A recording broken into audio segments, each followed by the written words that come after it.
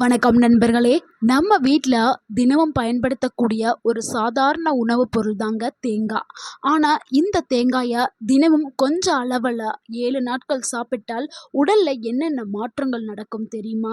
பலரும் இதை இனிப்பு, சட்னி, பொங்கல், லட்டு போன்ற உணவுகளில் மட்டுமே பயன்படுத்துகிறார்கள். ஆனால் இதில் இருக்கக்கூடிய நார்ச்சத்து, நல்ல கொழுப்பு, மேங்கனீஸ், இரும்புச்சத்து, செம்பு போன்ற ஊட்டச்சத்துக்கள் உடலுக்கு பல நன்மைகளை தரக்கூடியது.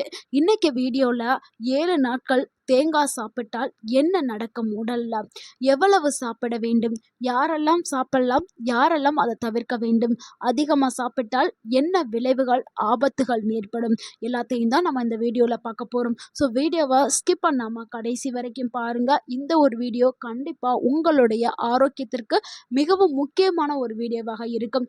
உங்கள் ஆரோக்கியம் உங்கள் கையில்தான். தேங்காயில் என்னென்ன சத்துக்கள் இருக்குதுன்னா, தேங்காயோட இருக்கக்கூடிய அந்த வெள்ளை பகுதியில் ஆரோக்கியமான கொழுப்பு, நார்ச்சத்து, இரும்பு, மேங்கனீஸ், செம்பு, செலினியம், மெக்னீசியம், பொட்டாசியம் போன்ற பல ஊட்டச்சத்துக்கள் இருக்குது. ஸோ இந்த எல்லா ஊட்டச்சத்துக்களுமே நம்ம உடல் உறுப்புகளை பாதுகாக்கிறதுக்கும் நோய்களை தடுக்கிறதுக்கும் பயன்படுது. ஸோ பல நோய்களை தடுக்கிறதுக்கு இந்த ஊட்டச்சத்துக்கள் பயன்படுது. ஸோ முதல் நாள் நீங்கள் ஒரு பீஸ் ஆஃப் தேங்காய் சாப்பிட்றதுனால உடலுக்கு என்ன கிடைக்கும்னா, உடலுக்கு உடனடியாக சக்தி அதிகரிக்கும். தேங்காயில் இருக்கக்கூடிய MCD அப்படின்னு சொல்லக்கூடிய மீடியம் செயின் ட்ரைக்ளிசரைட் எனக்கூடிய கொழுப்பு வகை உடல்ல விரைவாக அது சக்தியாக மாறும். ஸோ இதனால சோர்வு குறையலாம், உடல் உற்சாகம் அதிகரிக்கும், வேலை செய்யக்கூடிய திறன் மேம்படும். ஸோ சிலரால் இதை உணர முடியும், சிலரால் நாட்கள் போக போக உணரலாம். அடுத்து 2வது நாட்கள் பசி கட்டுப்பாட்டில் வருங்க.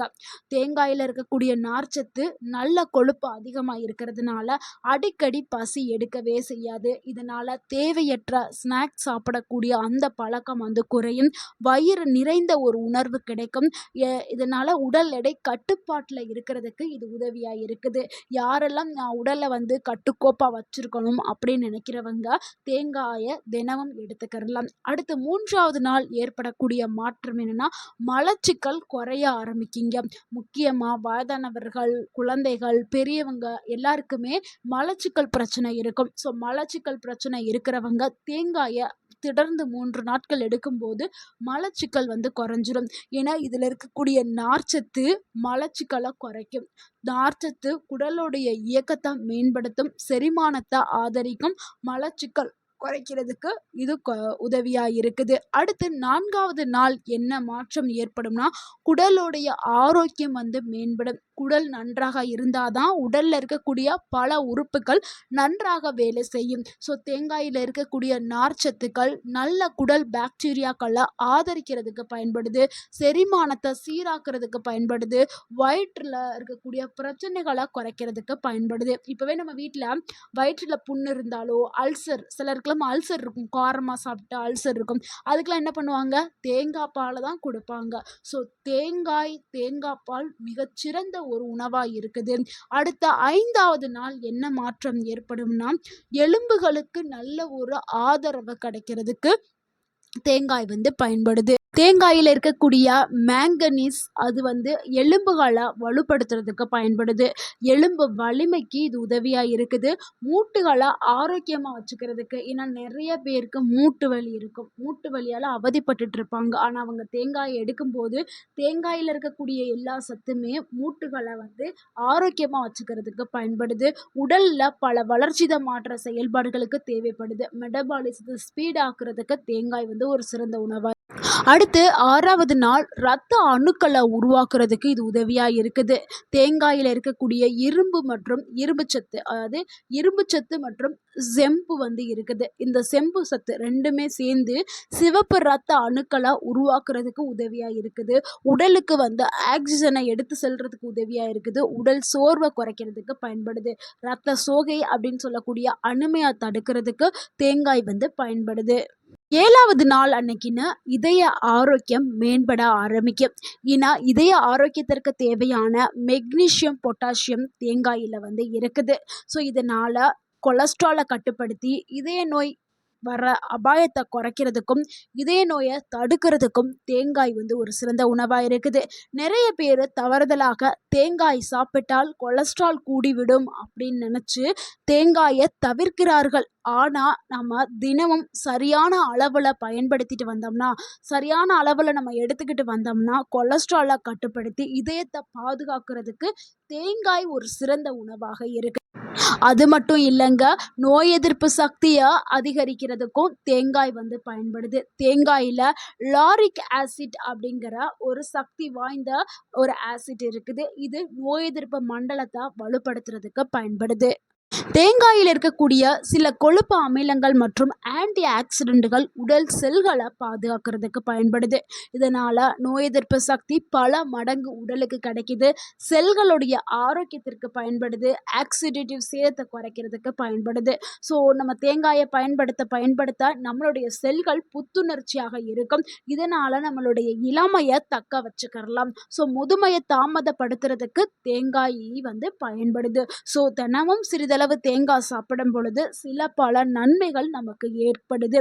7 நாட்களுக்கு பிறகு சிலர் கவனிக்கக்கூடிய மாற்றங்கள் என்னென்னா, நீண்ட நேரம் பசியே எடுக்காது, மலச்சிக்கல் குறைஞ்சிரும், உடல் சக்தி அதிகரிச்சிருக்கும், செரிமானம் நல்லாவே இயங்க ஆரம்பிக்கும், குடல் ஆரோக்கியமாக்கப்படும், எலும்புகளுக்கு தேவையான சத்துக்கள் எல்லாமே கழிச்சு மூட்டு வலி சிறிதளவு குறைந்திருக்கும். ஸோ நம்ம தொடர்ந்து எடுக்கும்போது நல்ல மாற்றத்தை நம்ம காணலாம். தேங்காயை பயன்படுத்தும் போது சருமம் ஆரோக்கியம் மேம்படும்.